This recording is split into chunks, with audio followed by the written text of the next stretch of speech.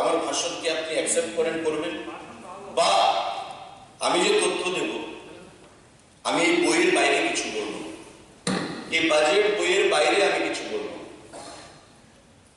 Let it be challenge. যদি এমনই হয়, আমি বলছি আপনি একটু ধৈর্য ধরে শুনুন। মাননীয় চেয়ারম্যান মহোদয়, এবারকার বাজেটে মাননীয় অর্থমন্ত্রী যেটা পেশ করেছেন, chart 1, how the rupee comes, এখানে একটা ডায়াগ্রাম করে দেখানো হয়েছে যে আমাদের কি কি ভাবে অর্থ আসে এবং পরের পাতায় আছে কি কি ভাবে আমাদের অর্থ যায়। আমাদের যে টোটাল বাজেট 32,000 কোটি টাকার উপর যে বাজেট মাননীয় অর্থমন্ত্রী পেশ করেছেন, সেই বাজেটে দেখানো হয়েছে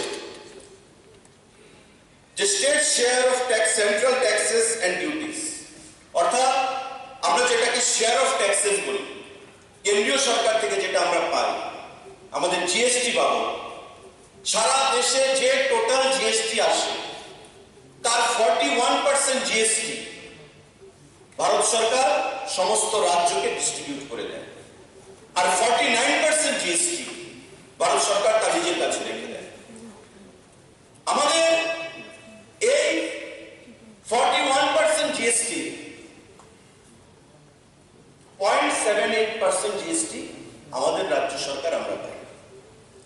এই জিএসটি মিলিয়ে আমাদের যে নন ট্যাক্স রেভিনিউ, আমাদের যে ট্যাক্স রেভিনিউ, সেটা মিলিয়ে দেখা যাচ্ছে আমাদের জিএসটি বাবদ আমরা 11,152.75 কোটি টাকা পাচ্ছি।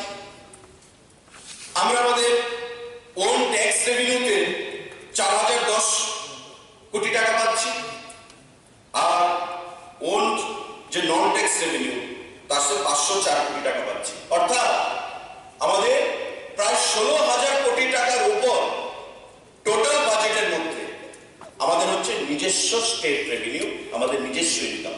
কারণ কেন্দ্রীয় সরকার যেটা আমাদেরকে জিএসটি থেকে দিচ্ছে, এটা আমাদের নিজস্ব ইনকাম। আমাদের যে স্টেট ওন সোর্স রেভিনিউ, সেটা আমাদের নিজস্ব ইনকাম, এবং আমাদের যে নন ট্যাক্স রেভিনিউ, সেটাও আমাদের নিজস্ব ইনকাম। তো স্বাভাবিকভাবে যে 16,000 কোটি টাকার উপর যে টোটাল কিউমুলেটিভ অ্যামাউন্ট আমরা পাচ্ছি, সেটা আমাদের নিজস্ব ইনকাম। 48% হচ্ছে আমাদের টোটাল বাজেটের উপর আমাদের নিজস্ব ইনকাম। তার বাইরে তো আমাদের সেন্ট্রাল স্পন্সার্ড স্কিমগুলো, সেগুলো রয়েছে মাননীয় চেয়ারম্যান মহোদয়। আমি মাননীয় সদস্যকে এটাই বলবো, যেটা আমি বলার চেষ্টা করেছি, যে ডায়াগ্রামে আছে আপনি দেখবেন যে আমাদের 34.86% হচ্ছে আমাদের শেয়ার অফ ট্যাক্সেস, আমাদের স্টেট ওন যে সোর্স নন ট্যাক্স রেভিনিউ 1.58%, আমাদের স্টেট ওন ট্যাক্স রেভিনিউ হচ্ছে 12.53%। এই টোটালটা মিলিয়ে আমাদের 48% হচ্ছে নিজস্ব রেভিনিউ।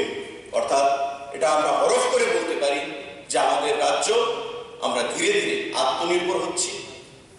আমাদের জিএসটি বৃদ্ধি পেয়েছে, আমাদের পার ক্যাপিটা ইনকাম যেটা 1,77,000 টাকা ছাপিয়ে গেছে, স্বাভাবিকভাবেই এটাই ইঙ্গিত করে যে ত্রিপুরা রাজ্য আগের মতো অবস্থানে নেই। ত্রিপুরা রাজ্য আমরা ধীরে ধীরে আত্মনির্ভরতার দিকে যাচ্ছি এবং